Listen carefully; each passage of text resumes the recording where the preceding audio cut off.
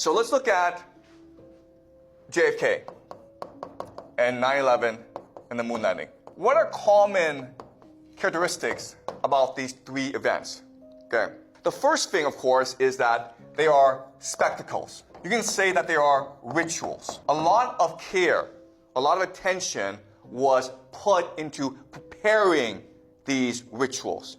So, for example, the JfK assassination, look at the location, right? Look at the choreography. Okay? They did it purposely in front of people, but also in front of cameras, so that it will be remembered forever. Okay? The moon landing as well, 9/11 as well.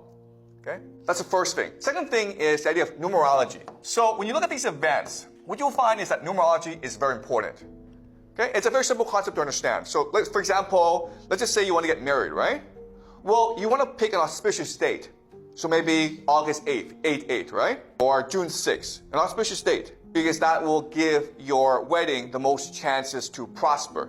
You also want to pick a nice location for feng shui. Right? Same thing with this idea. Okay? So let's look at the numerology. JfK was November 22nd, 1963. 11/22/1963. The moon landing was 1969. And then 9/11 was, of course, 9/11. Pretty easy to remember, right? Okay? Now, what's interesting is that these are all triangular numbers. Okay? What are triangular numbers? 1, 3, 6, 9. Right? 1, 3, 6, 9. 1963, 1969. Okay? Also, the number 33 is very important. Okay? Number 33 is almost like a magic number to these people. Okay? And so, like, what we believe is that it's secret societies that are responsible for these events. Okay? Mainly the Freemasons. But there are others as well. Okay? I'll discuss this later. Number 33 is important. Okay? So look at this. 11 plus 22 is what? 33. Okay, guys? 33. 1, 1, 1, 1, 1, 1. Okay? You see how nice this number is? 33 is also two triangles, right? What happens when you put two triangles together? You get the Star of David, which is the flag of Israel. Okay? So number 33 is a very special number for secret societies. All right, here's something that's also really interesting about number 33. If you look at a world map, okay, the equator, if you go north 33 degrees, you get a lot of places, okay? The first place you get is Mesopotamia, Iraq. It's where the Tigris and Euphrates, these are two rivers. This is where they meet, okay? Why is this important? Because this meeting place is what we consider the birth of civilization. It's a crate of civilization. Over here is Baghdad. Baghdad was the capital of the Islamic Golden Age, the Islamic Caliphate, okay? Historical city. Over here is Damascus, one of the oldest cities in the world. Over here, of course, is Jerusalem, the holiest city for both the Christians and for the Jews. You keep on going over here to America, this is Dallas. Why is Dallas important? Because that's where JfK was assassinated. But you keep on going, and this is like interesting. You go to New Mexico, and you get to the Trinity test site. This is where the atomic bomb was detonated. Okay? You go over here, 33 degrees in Japan. Do you know what city is 33 degrees north in Japan? Jimmy? Not Tokyo. There are two cities, Hiroshima and Nagasaki. Why are they important?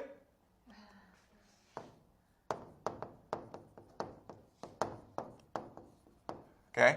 These are the two places where the atomic bomb was dropped. Okay? Think about that. 33 north in New Mexico is where they tested the atom bomb. And then Hiroshima and Nagasaki, 33 degrees north, is where they dropped the two atomic bombs. Okay? All right. So why is this important? Because if you're a secret society, what makes secret society important is the mythology or the story that they tell about their purpose. Okay? Now, it's easy to understand here why 33 degrees is important. Okay? Because 33 degrees, you're not too hot because you're away from the equator, but you're not too cold, okay? So you can farm. And that's why all these major cities, including Baghdad, Damascus, Jerusalem, are situated 33 degrees north, okay? Also a place called Harappa, okay, which is the Indus Valley civilization, is also 33 degrees north. So a lot of major cities are situated in this latitude. So that makes sense, okay? This is the old world. What's the old world? The old world is obey God, okay? That's the old world. Now we go to the new world, okay? What makes the New World different? Well, when America was founded, there was a religion called deism. And deism, the belief is that God created the universe, but then he went away. So the universe is what we make of it, okay? So now we are God. And this is the grand secret of these secret societies. They exist in order to do what God could not do, or what God can do, to replace God. So what is it that God does? Well, what the first God does is he changes matter. Second thing is he can kill other gods. And the third thing is he can create life. All right? What does changes matter mean? It means the nuclear bomb, right? The nuclear bomb. So what does kill other gods mean? It means you can kill President of the United States, JfK, who was considered a prince. Okay? And what does create life? It means you create artificial intelligence, which is the last step. Okay? So this is part of the mythology. The old world is being replaced by the new world. Okay? Now, if you're able to do all three things, now you're able to bring heaven to earth. Now you're able to declare yourself God. And for that, what you need is a world government. And to show that you are truly in power, what you do is you combine the old world and the new world together by making Jerusalem your world capital. Okay? So towards the end of the semester, I will show you what the grand plan is for Jerusalem. But for now, what you need to understand is that right now in Jerusalem, there's something called the Al-Aqsa Mosque, which is the third holiest site in the Islamic tradition. It is the place where Muhammad ascended to heaven.